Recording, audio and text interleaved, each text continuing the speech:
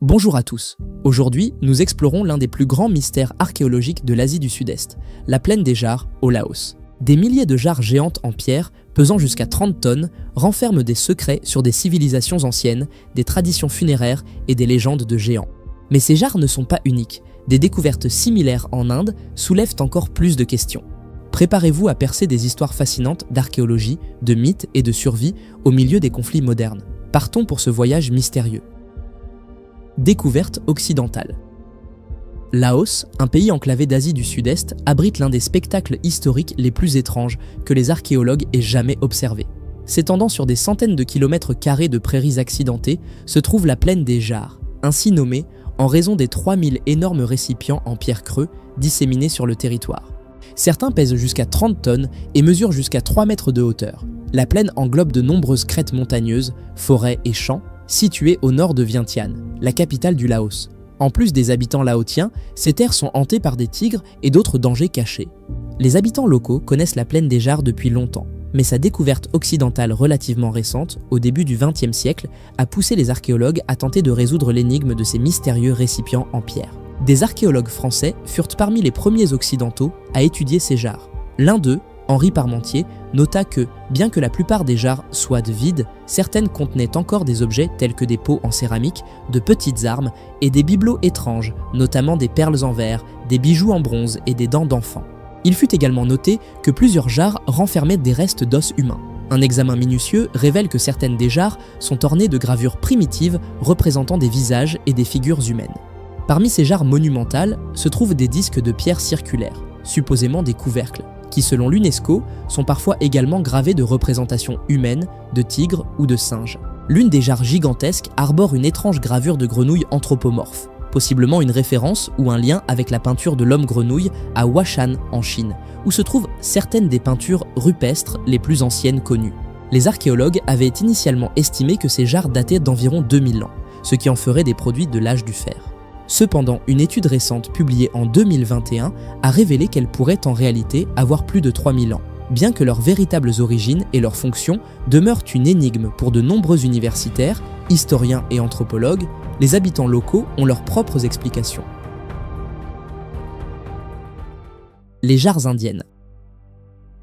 À environ 800 km de la plaine des jarres en Inde se trouve la forêt d'Assam. En 2020, une étude de la région a révélé que cette forêt contenait un certain nombre de grandes jarres en pierre, similaires à celles du Laos. De manière mystérieuse, les jarres excavées en Assam sont faites d'un grès qui n'est pas connu pour se trouver à proximité du site. Les chercheurs spéculent que ces jarres ont pu être transportées sur de grandes distances, notant que cela aurait nécessité une équipe de centaines de personnes. Étant donné que les jarres indiennes sont une découverte récente, les archéologues n'ont fait qu'effleurer la surface de leur compréhension et continuent de découvrir de plus en plus de ces sites en Assam. Ils ont également trouvé à l'intérieur des jarres les empreintes des outils en fer utilisés autrefois pour les tailler dans des blocs de pierre. Il reste incertain à quel point les jarres indiennes ressemblent à celles de la plaine des jarres, mais certains chercheurs ont noté qu'elles contiennent également des fragments d'os incinérés. Les secrets de la région d'Assam et de ces jarres monolithiques en pierre restent à découvrir, tout comme les détails concernant leurs liens éventuels avec leurs homologues laotiens. La guerre secrète. L'étude des jarres au Laos a été entravée par les terribles vestiges d'un conflit peu connu appelé la guerre secrète ou la guerre civile laotienne. Entre 1964 et 1969, la plaine fut l'objet de bombardements prolongés par l'aviation américaine, visant les armées communistes nord-vietnamiennes et Pathet Lao présentes dans la région. Durant cette période, plus de 262 millions de bombes à fragmentation antipersonnelle furent larguées. Les dégâts causés aux jarres furent considérables. Beaucoup sont désormais brisés ou renversés dans les cratères créés par les explosifs, et les conséquences de ce bombardement pèsent encore aujourd'hui sur la région et sa population locale. Sur les 262 millions de bombes larguées, on estime qu'environ 80 millions n'ont pas explosé et reposent encore dans et autour de la plaine des jarres, posant une menace mortelle à quiconque s'aventure hors des chemins sécurisés. Les déplacements dans la région sont fortement restreints en raison de la présence de ces munitions non explosées. Les efforts pour nettoyer les bombes progressent lentement mais sûrement. 7 sites de jarres ont désormais été sécurisés, mais on estime que moins de 10% des jarres ont été formellement étudiés. Malgré les efforts continus pour débarrasser la plaine des munitions non explosées, des dizaines de Laotiens périssent tragiquement chaque année. Les géants. Les habitants du Laos racontent une légende transmise par les anciens de génération en génération, encore crue par beaucoup de Laotiens aujourd'hui.